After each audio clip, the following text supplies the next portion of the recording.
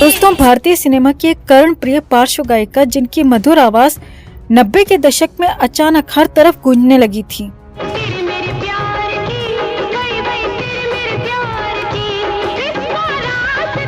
जिनका नाम देश के बेहतरीन सिंगर्स में शुमार रहा और आज भी इनके गाए गाने कानों में मिश्री घोलते हैं।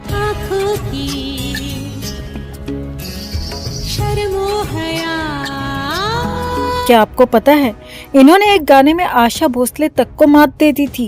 क्या आपको पता है इनके करियर के सबसे हिट गाने में इन्होंने कर दी थी बहुत बड़ी गलती, बावजूद इसके वो गाना इनका सबसे बड़ा हिट माना जाता है। क्या आप जानते हैं कि इन्होंने सिर्फ 8 साल की उम्र में ही शास्त्रीय संगीत सीखना शुरू कर दिया था और 14 साल की उम्र में सिंगर बनने के इरादे से मुंबई चली गई थी? क्या आपको पता है कि इन्होंने 13 साल की उम्र में मशहूर गायिका लता मंगेशकर के साथ अपना पहला गाना रिकॉर्ड किया और बहुत जल्द संगीतकार जोड़ी लक्ष्मीकांत प्यारेलाल की पसंदीदा गायिका बन गई थी? और क्या आप यकीन करेंगे दोस्तों कि पद्मश्री से सम्मानित इस प्रतिभावान गायिका ने हिंदी सहित करीब दर्जन भर भाषाओं में 25,000 से भी ज्यादा गाने गाए और 4 बार सर्वश्रेष्ठ फीमेल प्लेबैक सिंगर का फिल्मफेयर अवार्ड जीतकर इंडस्ट्री में तहलका मचा दिया। तो कौन थी ये गायिका जो स्वभाव से बेहद सरल और शांत मानी जाती थी, और क्यों अचानक इनकी गायकी का सितारा अस्त हो गया? आज ये कहाँ हैं और क्या कर रही हैं, क्योंकि इनके पति पर बेहद गंभीर आरोप लगे? आज के इस वीडियो में हम तलाशेंगे इन तमाम सवालों के जवाब। आप बने रहिए हमारे साथ। दोस्तों, आज हम बात कर रहे हैं 90 के दशक में अपनी आवाज और गानों से धमाल मचाने वाली प्लेबैक सिंगर कविता कृष्णमूर्ति की। आज भी इनकी सुरीली आवाज जब कानों में पड़ती है तो मिश्री सी घुल जाती है। 90 के उस दौर में कविता कृष्णमूर्ति का स्टारडम ऐसा था कि हर फिल्म में इनके गाने जरूर होते थे। कुछ दावों के अनुसार अपने 4 दशक से भी लंबे म्यूजिकल करियर में कविता कृष्णमूर्ति ने दर्जन भर भाषाओं में 25,000 से भी ज्यादा गाने गाए। इन्होंने सिंगर अमित कुमार से लेकर अभिजीत भट्टाचार्य, कुमार सानू, उदित नारायण से लेकर शान और सोनू निगम, उस दौर के सभी फेमस सिंगर्स के साथ ढेरों हिट गाने गाए। लेकिन बाद में कविता कृष्णमूर्ति ने खुद को प्लेबैक सिंगिंग से दूर कर लिया। हालांकि कविता अभी भी फिल्मों में गाने गाती हैं, लेकिन बहुत कम। तो चलिए सबसे पहले जानते हैं इनके शुरुआती जीवन के बारे में। कविता कृष्णमूर्ति का जन्म 25 जनवरी 1998 को दिल्ली में एक तमिल अय्यर परिवार में हुआ था। इनका वास्तविक नाम शारदा था। इनके पिता का नाम टी.एस. कृष्णमूर्ति था, जो कि एचआरडी मंत्रालय में कर्मचारी थे। इनकी मां का नाम कामाक्षी था, जो कि एक गृहिणी थी। कविता कृष्णमूर्ति ने 8 साल की उम्र से ही गाना शुरू कर दिया था। इनका रुझान संगीत की तरफ देखकर इनकी चाची प्रतिमा भट्टाचार्य ने इन्हें सिंगिंग सिखाने की सोची। इन्हें इस फील्ड में करियर बनाने की सलाह दी। तब कविता कृष्णमूर्ति का रविंद्रनाथ संगीत सीखने के लिए एक स्कूल में दाखिला कराया गया, जहां सुरुमा बासु ने इन्हें संगीत सिखाना शुरू किया। साथ ही कविता ने क्लासिकल सिंगर बलरामपुरी से हिंदुस्तानी क्लासिकल म्यूजिक की ट्रेनिंग ली। इस तरह 8 साल की उम्र से कविता ने अंतर मंत्रालय की शास्त्रीय प्रतियोगिताओं में गाना और मेडल जीतना शुरू कर दिया था। इधर कविता की एकेडमिक पढ़ाई भी चलती रही। बचपन में ही दिल्ली छोड़कर मुंबई पहुंची कविता ने सेंट जेवियर्स कॉलेज से अपनी प्रारंभिक शिक्षा प्राप्त की, जिसके बाद इन्होंने इसी कॉलेज से बीए ऑनर्स अर्थशास्त्र में डिग्री हासिल की। साल 1971 में 13 साल की कविता को पहली बार बंगाली फिल्म श्रीमान पृथ्वीराज में लता मंगेशकर और संगीतकार हेमंत कुमार के साथ गाने का मौका मिला। इसके बाद कविता लगातार कॉलेज के दिनों में अपने संगीत में ही मशगूल रही।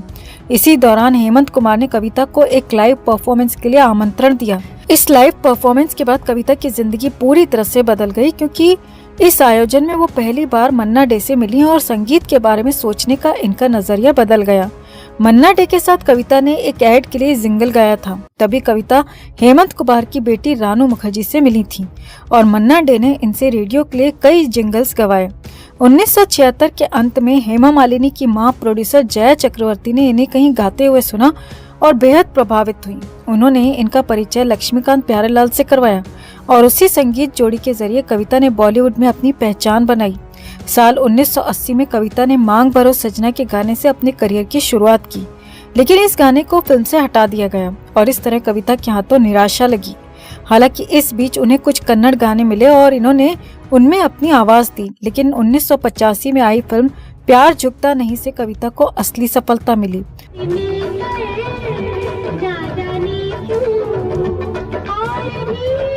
लक्ष्मीकांत प्यारेलाल से मिलने के बाद कविता का बॉलीवुड संघर्ष समाप्त हुआ था। इसके बाद इन्होंने कभी भी पीछे मुड़कर नहीं देखा। कविता ने 1986 में आई सुपरहिट फिल्म कर्मा के लिए एक देशभक्ति गीत दिल दिया है जान भी देंगे ए वतन तेरे लिए गाया और ये गीत लोगों की जुबान पर चढ़ गया।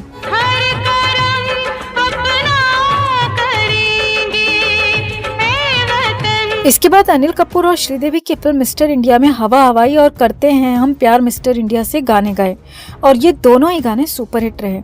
यहाँ आपको एक और दिलचस्प किस्सा बताते चलें जो खुद कविता कृष्णमूर्ति ने एक रियलिटी शो में शेयर किया था। उन्होंने बताया था कि हवा हवाई गाने को लक्ष्मीकांत प्यारेलाल और जावेद अख्तर ने जब कंपोज किया था तो इस गाने के लिए आशा ताई को चुना गया था, लेकिन आशा भोसले उस वक्त मुंबई में नहीं थी। लेकिन बोनी कपूर को शूटिंग के लिए ये ट्रैक चाहिए था, तो प्यारेलाल जी ने कविता कृष्णमूर्ति से यूं ही रफ ट्रैक के तौर पर ये गाना गवा लिया। यानी रिलीज से पहले ये गाना आशा भोसले की आवाज में ही रिकॉर्ड होना था। ये सिर्फ शूटिंग में यूज करने के लिए कविता कृष्णमूर्ति से गवाया गया था। लेकिन कुछ दिनों बाद कविता कृष्णमूर्ति को लक्ष्मीकांत का फोन आया और उन्होंने बताया कि ये गाना कविता की आवाज में फिल्म मेकर्स को जावेद अख्तर को सबको बहुत पसंद आया है और यही गाना फिल्म में रखा जा रहा है। कविता ये सुनकर खुश तो बहुत हुई, लेकिन उन्होंने यहाँ लक्ष्मीकांत को एक कन्फेशन करते हुए बताया कि इस गाने को दोबारा रिकॉर्ड करना पड़ेगा क्योंकि एक जगह इस गाने के शब्दों में उनसे बहुत बड़ी गलती हो गई है। उन्होंने जानू जो तुमसे बात छिपाई पहली बार में जीनू जो तुमसे बात छुपाई करके गाया है। इस पर लक्ष्मीकांत बोले कि तुम फिक्र मत करो, श्रीदेवी ने इस तरह डांस किया है कि इस पर जीनू ही सही लग रहा है और इस गाने में जो मैजिक क्रिएट हुआ है उसके साथ अब हम कोई छेड़छाड़ नहीं कर सकते क्योंकि हो सकता है कि तुम ही दोबारा उस तरह ना गा पाओ। अब ये गाना इस गलती के साथ ही रिलीज होगा और तुम देखना धूम मचा देगा। और वाकई इस गाने ने न सिर्फ कविता कृष्णमूर्ति बल्कि श्रीदेवी के करियर को भी शिखर पर पहुंचा दिया।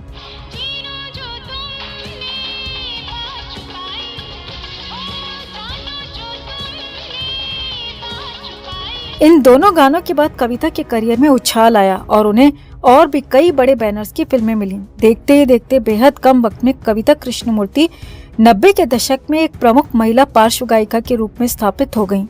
1942 अ लव स्टोरी, याराना, अग्निसाक्षी और खामोशी जैसी फिल्म के गानों ने इन्हें एक नई ऊंचाई पर पहुंचा दिया। कविता ने 1993 में संजय दत्त की फिल्म खलनायक के टाइटल सॉन्ग को आवाज दी जो खूब चमका।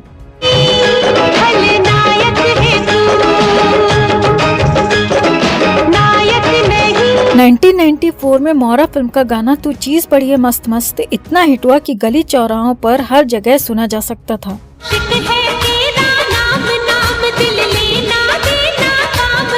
इसके बाद साल 1996 में आई फिल्म तेरे मेरे सपने के गाने आंख मारे भी हिट रहा।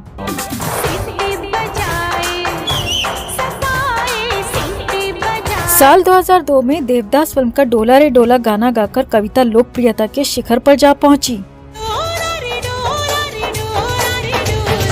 वहीं फिल्म कभी खुशी कभी गम के बोले चूड़ियां समेत सैकड़ों सुपरहिट गाने इन्होंने गाए। यही नहीं, इन्होंने छोटे पर्दे पर भी समा बांधा और रामानंद सागर की रामायण के पॉपुलर गाने हम कथा सुनाते प्रभु श्री राम की को अपनी आवाज दी, जो घर घर में आज भी सुना जाता है।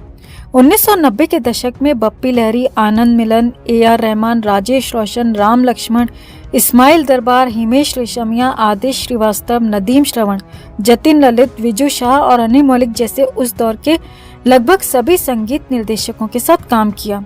तो वहीं अमित कुमार, मोहम्मद अजीज, कुमार सानू, उदित नारायण जैसे उस दौर के बेहतरीन सिंगर्स के साथ गाने का इन्हें मौका मिला। इन्होंने राजस्थानी, बंगाली, कन्नड़, हिंदी, भोजपुरी, तेलुगु, उड़िया, मराठी, अंग्रेजी, उर्दू, तमिल, मलयालम, गुजराती, नेपाली, असमिया, कोंकणी और अन्य और भी कई भाषाओं सहित लगभग 36 भाषाओं में 25,000 से ज्यादा गाने रिकॉर्ड किए। आगे के सालों में कविता ने America, UK, UAE, Europe, Africa, Australia, मध्य पूर्व एशिया और दक्षिण अमेरिका सहित दुनिया भर में परफॉर्मेंसेस दिए। पुरस्कार और सम्मान की बात करें तो कविता कृष्णमूर्ति को साल 2005 में पद्मश्री पुरस्कार से नवाजा गया।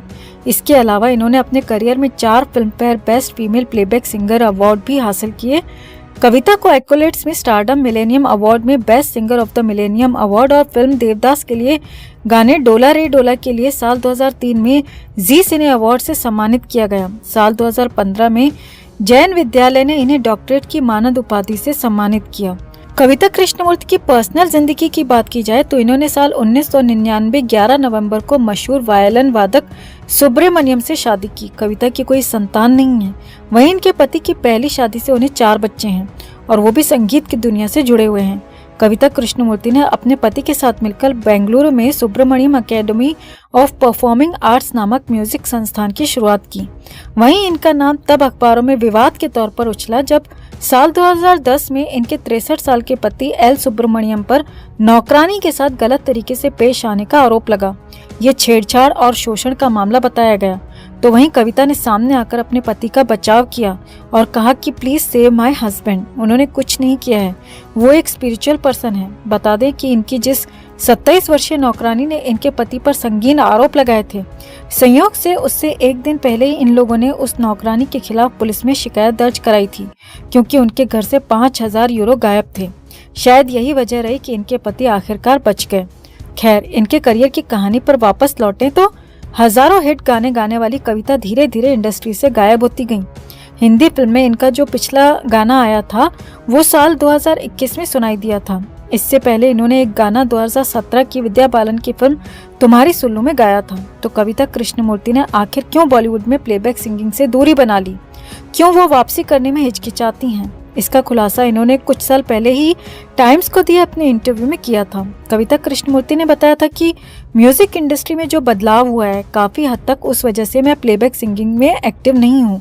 जिन म्यूजिक डायरेक्टर्स के साथ मैंने पहले काम किया है वो इस दुनिया से चले गए, जैसे कि लक्ष्मीकांत का निधन हो गया और फिर आर.डी. बर्मन भी चले गए। बिजू शाह और जतिन ललित जैसे म्यूजिक कंपोजर ने काम करना बंद कर दिया। अनु मलिक भी कम फिल्में करने लगे। इसके अलावा कविता ने रियलिटी शोज पर भी अपनी राय दी और गानों की शॉर्ट लाइफ होने की भी बात कही। उन्होंने आगे कहा कि नए म्यूजिक डायरेक्टर्स की खेप आई और इंडस्ट्री में एक नए युग की शुरुआत हुई। फिर इंडस्ट्री में कॉर्पोरेट कल्चर भी आ गया। रियलिटी शोज नए सिंगर्स लेकर आए, हालांकि उनका करियर छोटा रह गया। हमारे टाइम पर आर्टिस्ट का करियर लंबा और काफी सफल होता था। गानों की सिल्वर जुबली होती थी, लेकिन अब ऐसा नहीं होता। कविता कृष्णमूर्ति ने साथ में ये भी कहा कि आज के समय में हिंदी फिल्म इंडस्ट्री में कुछ चीजें हैं जिन्हें धड़ल्ले से फॉलो किया जा रहा है और इन्हीं की वजह से वो बॉलीवुड में काम करने से बचती हैं। उन्होंने कहा था कि आजकल एक ही गाने को 8-9 लोगों से रिकॉर्ड करवाया जाता है। किसी को ये नहीं पता होता कि गाने में किसकी आवाज को रखा जाएगा। कभी कभी एक ही सिंगर की आवाज गाने में रखी जाती है और कभी कभी म्यूजिक डायरेक्टर की आवाज ही फाइनल होती है। हालांकि मैंने ना तो कभी इस तरह के सिस्टम में काम किया है और ना ही ऐसे काम करना चाहती हूँ। कविता कृष्णमूर्ति को इस बात का दुख है कि आज के दौर में अरिजीत सिंह, श्रेया घोषाल और सुनिधि चौहान के अलावा लोग किसी और सिंगर को गाने की आवाज से पहचान नहीं पाते। कविता कृष्णमूर्ति अब इसी शर्त पर इंडस्ट्री में काम करना चाहती हैं कि जो भी गाना उन्हें ऑफर हो उसमें उनकी ही आवाज फिल्म में रखी जाए। इनका कहना है कि इन्हें तब बहुत बेइज्जती महसूस होगी अगर इनके गाए गाने को फिर किसी और से गवाकर उसे रिप्लेस कर दिया जाए। कविता की शादी वायलिन वादक एल सुब्रमण्यम से हुई थी। कविता कृष्णमूर्ति ने अपने पति एल सुब्रमण्यम के साथ मिलकर Subramaniam academy of performing arts की शुरुआत की थी। साथ ही इन्होंने अपने नाम पर एक ऐप भी लॉन्च किया जिसका नाम कविता KS ऐप है। ये एप्पल और गूगल प्ले स्टोर पर मौजूद है। इस ऐप के जरिए आप कविता से जुड़ सकते हैं।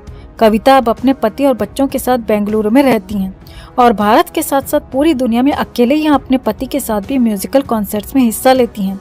संगीत के प्रति इनका प्यार आज भी बरकरार है और ये उसकी साधना में लगी हैं। हम उम्मीद करते हैं कि हमें आगे भी इनकी मधुर आवाज को सुनने का मौका मिलता रहेगा और ये ऐसे ही सरस्वती की साधना करती रहेंगी।